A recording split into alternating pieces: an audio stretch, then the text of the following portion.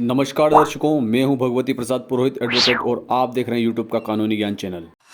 जी हां दर्शकों, आज हम समझेंगे कि माता पिता की संपत्ति के बंटवारे के लिए आवेदन किस प्रकार तैयार किया जाता है। तो आइए सबसे पहले समझ लेते हैं कि माता पिता के नाम पर यदि कोई संपत्ति है तो उसका विभाजन किए जाने के लिए कानून में कहाँ पर प्रावधान है। तो दर्शकों, इस प्रकार का यदि कोई विभाजन करना चाहता है तो उसके लिए मध्य प्रदेश भू राज्य संहिता 1959 की धारा 178 क में प्रावधान दिए गए हैं। तो दर्शकों, यदि हम इस प्रकार का विभाजन करवाने के लिए आवेदन बनाना चाहते हैं और उसे सीखना चाहते हैं तो उससे पहले हमें कानून के प्रावधानों को भी समझना जरूरी है। तो आइए समझ लेते हैं क्या कहती है मध्य प्रदेश भू राज्य संहिता 1959 की धारा 178 क। तो मध्य प्रदेश भू राज्य संहिता 1959 की धारा 178 क की उपधारा 1 में लिखा है कि भूमि स्वामी के जीवन काल में भूमि का विभाजन यदि कोई भूमि स्वामी धारा 59 के अधीन कृषि के प्रयोजन के लिए निर्धारित अपने खाते या उसके किसी भाग को अपने जीवन काल के दौरान अपने विधिक वारिसों में विभाजित करना चाहता है तो वह ऐसे खाते या उसके भाग के विभाजन के लिए तहसीलदार को आवेदन कर सकेगा। दर्शकों, धारा 178 क की उपधारा 2 अति महत्वपूर्ण है, लेकिन इस धारा का कई लोगों के द्वारा ध्यान नहीं रखा जाता है। तो आइए समझ लेते हैं क्या कहती है मध्य प्रदेश भू राज्य संहिता 1959 की धारा 178 क की उपधारा 2। तहसीलदार विधिक वारिसों की सुनवाई करने के पश्चात उस खाते को या उसके भाग को विभाजित कर सकेगा और ऐसा निर्धारण को इस संहिता के अधीन बनाए गए नियमों के अनुसार प्रभाजित कर सकेगा। अब दर्शकों, हम अपनी भाषा में इसे इस प्रकार समझ सकते हैं कि किसी भी भूमि स्वामी के नाम पर यदि कोई भूमि राजस्व अभिलेखों में दर्ज है, चाहे वह महिला हो या पुरुष हो, उस व्यक्ति के द्वारा तहसीलदार महोदय के समक्ष बंटवारे के लिए आवेदन पत्र प्रस्तुत किया जा सकता है। अब सबसे महत्वपूर्ण बात इस धारा में यह है कि कोई भी भूमि स्वामी अपने उत्तराधिकारियों के मध्य अर्थात उनके बीच ही अपने कृषि भूमि खाते का विभाजन कर सकता है। दर्शकों, जैसा कि मैंने पहले भी बताया कि दूसरी सबसे महत्वपूर्ण बात यह है जिस पर कि कई लोगों के द्वारा ध्यान नहीं दिया जाता है, तो इसमें सबसे महत्वपूर्ण बात यह है कि जिस भूमि स्वामी के द्वारा आवेदन पत्र प्रस्तुत किया गया है उसके सभी वारिसों की सुनवाई के पश्चात ही उस खाते का विभाजन तहसीलदार महोदय करेंगे। तो आइए समझ लेते हैं कि मध्य प्रदेश भू राज्य संहिता की धारा 178 क के तहत आवेदन पत्र किस प्रकार से तैयार किया जाता है।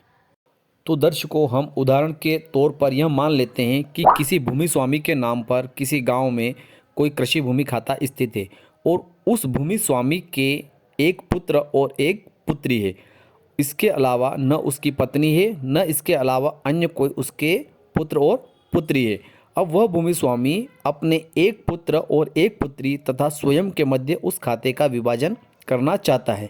अब उसी विभाजन को हम इस आवेदन पत्र के माध्यम से समझ रहे हैं। सबसे पहले हमें एक ग्रीन कागज़ लेना है अर्थात हरा पेज लेना है। उसके ऊपर हमें सबसे पहले लिखना है न्यायालय श्रीमान तहसीलदार महोदय, अर्थात या यदि अपने यहाँ तहसीलदार है तो तहसीलदार महोदय लिखना है, नायब तहसीलदार महोदय है तो नायब तहसीलदार महोदय हमें लिखना है। उसके बाद में तहसील का नाम लिखना है इस खाली जगह में। उसके बाद में ज़िले का नाम यहाँ पर खाली जगह में लिखना है। उसके बाद में मध्य प्रदेश लिखना है।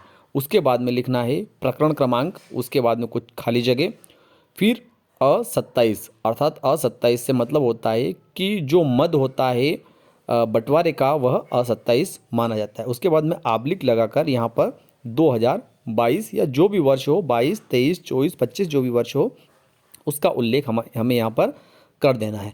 फिर उसके बाद में जैसे हमने समझा था कि भूमि स्वामी जो व्यक्ति रहता है उसका नाम हमें सबसे पहले यहाँ पर लिखना है। नाम इसमें सबसे पहले भूमि स्वामी का नाम लिखना है जिसके नाम पर वर्तमान राजस्व अभिलेखों में भूमि दर्ज है। उसके बाद में पिता का नाम, उसके बाद में हमें यहाँ पर पिता का नाम हमें लिखना है। उसके बाद में आयु लिखना है उस भूमि स्वामी की, फिर व्यवसाय यहाँ लिखना है। उसके बाद में उसका जो निवास का पता है वह यहाँ पर लिखना है पता में। फिर उसकी तहसील हमें लिखनी है। फिर उसके बाद में ज़िला यहाँ पर लिखना है। अब महत्वपूर्ण बात जो आती है दूसरे नंबर पर, नाम जो लिखा हुआ है यहाँ पर उस व्यक्ति का नाम लिखना है जो कि भूमि स्वामी का पुत्र है। जैसे उदाहरण के लिए हमने समझा था कि जिस भूमि स्वामी के बंटवारे की हम बात कर रहे हैं उस भूमि स्वामी की एक पुत्र है और एक पुत्री है, तो पुत्र का नाम हमें यहाँ पर लिखना है। फिर यहाँ पर पिता का नाम लिखना है, अर्थात भूमि स्वामी का नाम यहाँ पर आएगा। फिर यहाँ आयु, आयु अर्थात भूमि स्वामी के पुत्र की आयु हमें यहाँ पर लिखना है। फिर हमें यहाँ व्यवसाय लिखना है। फिर आगे पता लिखना है, पुत्र का जो पता है वह यहाँ पर लिखना है। फिर उसकी तहसील यहाँ लिखना है। फिर यहाँ पर जिला लिखना है और फिर आगे मध्य प्रदेश लिखना है। अब तीसरे नंबर पर जो महत्वपूर्ण बात आती है वह यह आती है कि जैसे हमने समझा था कि भूमि स्वामी के एक पुत्र और एक पुत्री है, तो यहाँ पर तीसरे नंबर पर पुत्री का नाम आएगा। तो नाम की जगह भूमि स्वामी की पुत्री का नाम लिखना है। फिर पिता का नाम, अर्थात यहाँ पर भूमि स्वामी का नाम यहाँ लिखना है। फिर आयु, यहाँ पर भूमि स्वामी की पुत्री की आयु लिखनी है। फिर यहाँ व्यवसाय लिखना है, उस पुत्री का व्यवसाय यहाँ लिखना है। फिर निवास का पता, अर्थात भूमि स्वामी की पुत्री के निवास का पता यहाँ लिखना है। फिर यहाँ पर हमें तहसील लिखना है, जहाँ पर भूमि स्वामी की पुत्री रहती है उसकी तहसील कौन सी है उसका वर्णन यहाँ करना है। फिर उस तहसील का जिला यहाँ लिखना है। फिर उसके बाद में मध्य प्रदेश लिखकर डैश डैश करते हुए आवेदक गण लिखना है। फिर उसके बाद में हमें लिखना है विरुद्ध मौजा पटवारी महोदय ग्राम, जिस गांव में वह भूमि स्थित है उस गांव का नाम हमें यहाँ पर लिखना है। फिर उस गांव की तहसील का वर्णन यहाँ करना है। फिर उस तहसील के जिले का वर्णन यहाँ पर करना है। फिर उसके बाद में मध्य प्रदेश लिखकर डैश डैश करने के बाद में अनावेदक लिखना है। अभी तक दर्शकों हमने आवेदन पत्र में आवेदक और आवेदक के जो वारिस है अर्थात भूमि स्वामी के जो वारिस है अर्थात पक्षकारों के नाम लिखना सीखा। अब हम आवेदन पत्र को इस प्रकार से शुरुआत करेंगे। सबसे पहले हम लिखेंगे उसके बाद में आवेदन पत्र अंतर्गत धारा 178 क मध्य प्रदेश भू राजस्व संहिता। उसके बाद में लिखेंगे विषय भूमि स्वामी द्वारा वारिसों के मध्य खाते का विभाजन किए जाने हेतु। फिर लिखेंगे माननीय महोदय, फिर कामा लगाएंगे और महोदय के नीचे से लिखेंगे आवेदक गण की ओर से आवेदन पत्र प्रस्तुत कर निवेदन है कि नंबर 1। अब देखिए दर्शकों, हमने जो आवेदन पत्र बनाना सीखा है, इस आवेदन पत्र में जो भूमि स्वामी है वह अपने एक पुत्र और अपनी एक पुत्री के मध्य, जो कि केवल उसके एक पुत्र और एक पुत्री है, उनके बीच में ही इस खाते का विभाजन करना चाहता है। तो अब हम इसमें इस प्रकार से उनका परिचय, एक दूसरे से संबंध बताएंगे पहले पेरे में कि नंबर 1 यह कि आवेदक क्रमांक 2 आवेदक क्रमांक 1 का पुत्र है।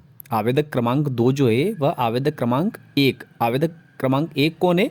भूमि स्वामी है। और आवेदक क्रमांक 2 कौन है? उसका पुत्र है।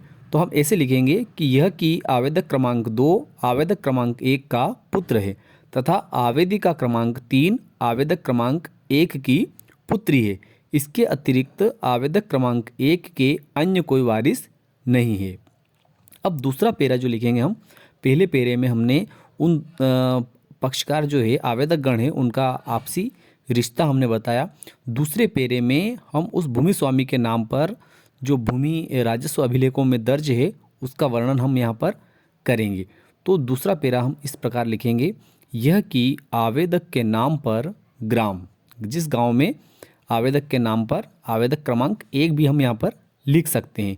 तो आवेदक क्रमांक 1 के नाम पर जो भूमि जिस गांव में दर्ज है उस गांव का नाम हमें यहाँ पर लिखना है। उसके बाद हमें तहसील का नाम लिखना है, जिस गांव की जो तहसील है उसका नाम हमें यहाँ लिखना है। फिर जिले का नाम हमें यहाँ लिखना है। फिर आगे लिखना है मध्य प्रदेश में एक कृषि भूमि खाता स्थित है जिसमें खसरा क्रमांक क्रमशः से मतलब निकलता है कि उनको क्रम वाइज हमें यहाँ पर लिखना है। उस खाते में जितने भी सर्वे नंबर अर्थात खसरा नंबर है उनका क्रम वाइज हमें यहाँ पर इस जगह पर वर्णन करना है। उसके बाद में लिखना है क्षेत्रफल क्रमशः, क्षेत्रफल को रकबा भी कहते हैं।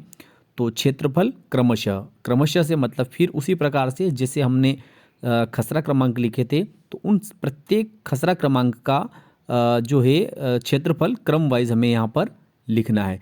उसके बाद में लिखेंगे हेक्टेयर कुल खसरा, मतलब उस खाते में कुल खसरा नंबर कितने हैं उनका वर्णन हमें यहाँ पर करना है। उसके बाद में लिखेंगे कुल क्षेत्रफल, मतलब उन सभी खसरा क्रमांक का कुल क्षेत्रफल कितना है उसका वर्णन यहाँ पर हम करेंगे। उसके बाद में हेक्टेयर लगान रुपए, उस खाते का लगान कितना है उसको रुपए और पैसे में इस जगह पर हम लिखेंगे।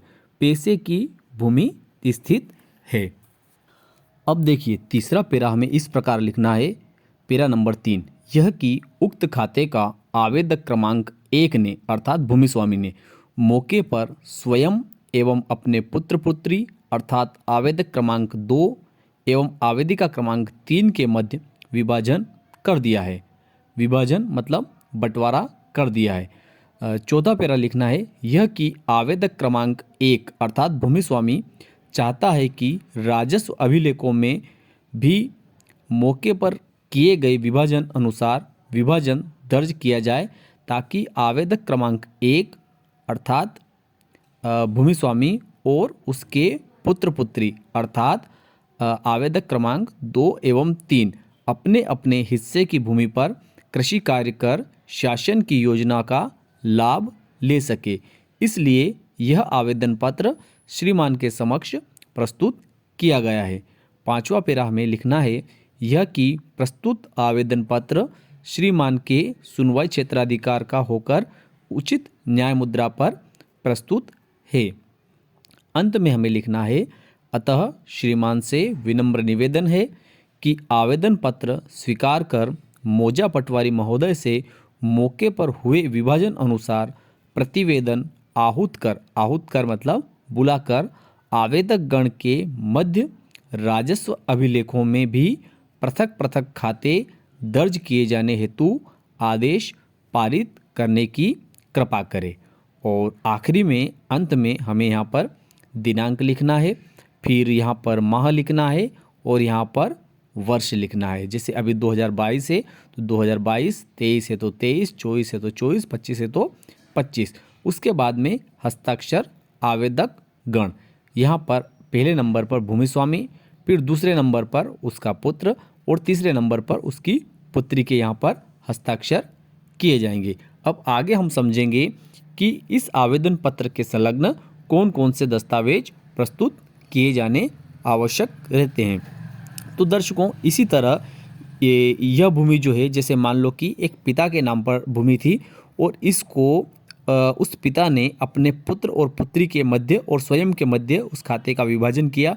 इसी प्रकार यदि माता के नाम पर भूमि दर्ज रहती है तो माता भी अपने पुत्र और पुत्री के मध्य और स्वयं के मध्य खाते का विभाजन कर सकती है। और सबसे महत्वपूर्ण बात यह है दर्शकों कि यदि माता और पिता के नाम पर कोई भूमि है तो उस भूमि का विभाजन करवाने के लिए कोई पुत्र या पुत्री आवेदन पत्र प्रस्तुत नहीं कर सकते हैं, क्योंकि मध्य प्रदेश भू राजस्व संहिता की धारा 178 क में स्पष्ट लिखा है कि कोई भी भूमि स्वामी अपने जीवन काल में अपने उत्तराधिकारियों के मध्य अपने खाते का विभाजन कर सकता है, न कि उससे विभाजन करवाया जा सकता है। तो इस बात का भी आपको विशेष ध्यान रखना है कि कोई माता पिता अगर अपने बच्चों के बीच में, अपने पुत्र पुत्रियों के बीच में अपने खाते का विभाजन करना चाहते हैं तो ही वे आवेदन पत्र उनकी तरफ से प्रस्तुत होगा और वे आवेदन पत्र प्रस्तुत कर विभाजन करवा सकते हैं। कोई भी पुत्र पुत्री अपने माता पिता के विरुद्ध आवेदन पत्र प्रस्तुत कर उनके खाते का विभाजन नहीं करवा सकते हैं। मध्य प्रदेश भू राजस्व संहिता की धारा 178 क के अनुसार। तो आइए समझ लेते हैं कि इस आवेदन पत्र के साथ में कौन कौन से दस्तावेज संलग्न किए जाने आवश्यक रहते हैं। तो दर्शकों इसके साथ में केवल जो भूमि स्वामी बंटवारा करवाना चाहता है उसके खाते की किश्तबंदी खतौनी जरूरी है। आज का वीडियो अच्छा लगा हो तो इसको शेयर करें और लाइक करें, कमेंट करें। जय हिंद, जय भारत।